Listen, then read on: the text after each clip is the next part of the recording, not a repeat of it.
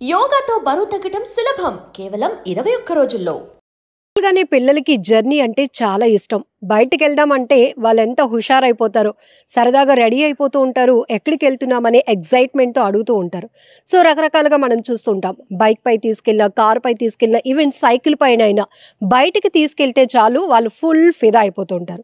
So, ఇక్కడ social మీడియాలో ఈ వీడియో మీరు చూసినట్టయితే బెంగుళూరులో ఒక కారులో సన్ రూఫ్‌లో వెళ్తున్నటువంటి ఒక చిన్న పిల్లాడు అక్కడ హెవీ వెహికల్స్‌ని కంట్రోల్ చేసే బ్యారియర్ తలకు తగిలి బలమైన గాయమైంది.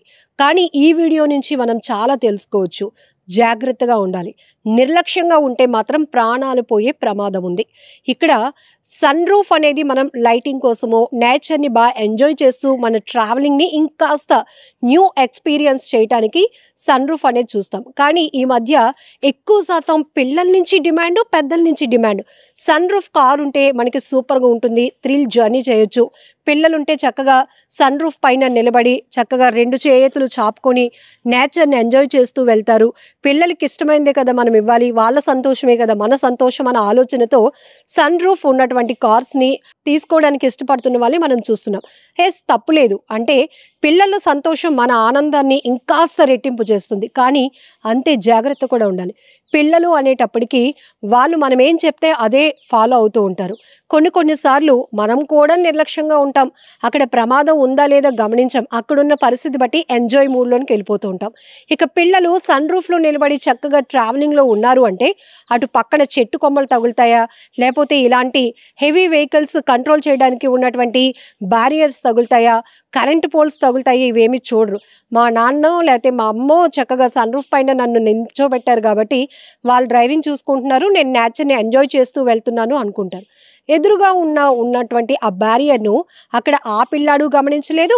ఈ కార్ డ్రైవింగ్ చేస్తున్నటువంటి వ్యక్తి కూడా గమనించకపోవడం వల్ల ఆ బ్యారియర్ చాలా గట్టిగా తలకి తగిలి ఆ అబ్బాయి మెడ ఇరిగినంత పనయింది. ఎంత దారుణాతి దారుణం. చాలా క్రిటికల్‌గా ఉందంట ఆ అబ్బాయి పరిస్థితి కూడా. ఎందుకంటే అది ఐరన్‌తో ఉంటుంది. మనకు రెగ్యులర్‌గానే తెలుసు. ఇంకొకటి తెలుసా? చాలామందికి ఇలాంటి బ్యారియర్స్ కనబడినప్పుడు మన కారు గానీ, వెహికల్ ఏదేమైనా చాలా లోగానే ఉంటుంది దాని హైట్. అయినా సైకలాజికల్‌గా మనం ఎలా ఫీల్ అవుతాం? దాన్ని ఇలా తల వంచుతాం. అంటే అది మనకి తగిలేస్తదేమో అనే ఒక ఆలోచన. సో, దాంట్లోకి మనం ఎంటర్ అవుతున్నప్పుడు కూడా మనం అదే ఫీల్‌లో ఉంటాం. మరి పిల్లలు అంత అలర్ట్‌గా ఉండగలుగుతారా?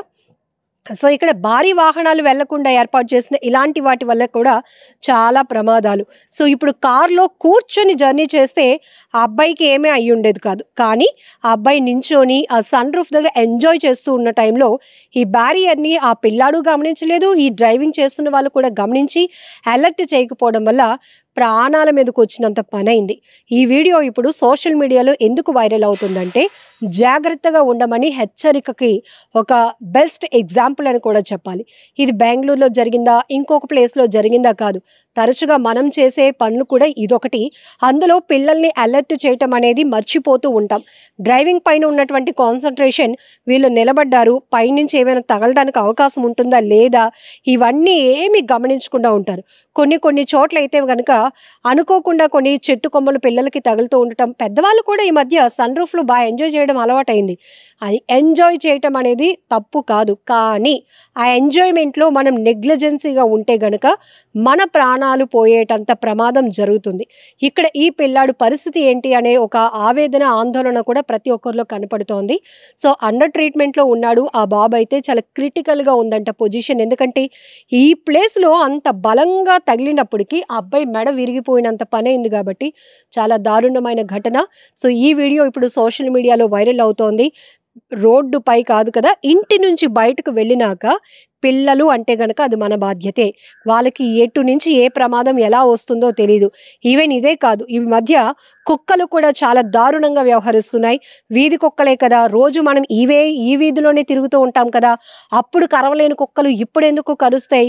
ఇలాంటి లాజిక్ క్వెషన్స్ మానేసి ఇప్పుడు మీకు ఇంకొక వీడియో కూడా చూపిస్తున్నాను చూడండి. ఆ అబ్బాయి ఒక్కడు నడుచుకుంటూ వెళ్ళిపోతున్నాడు.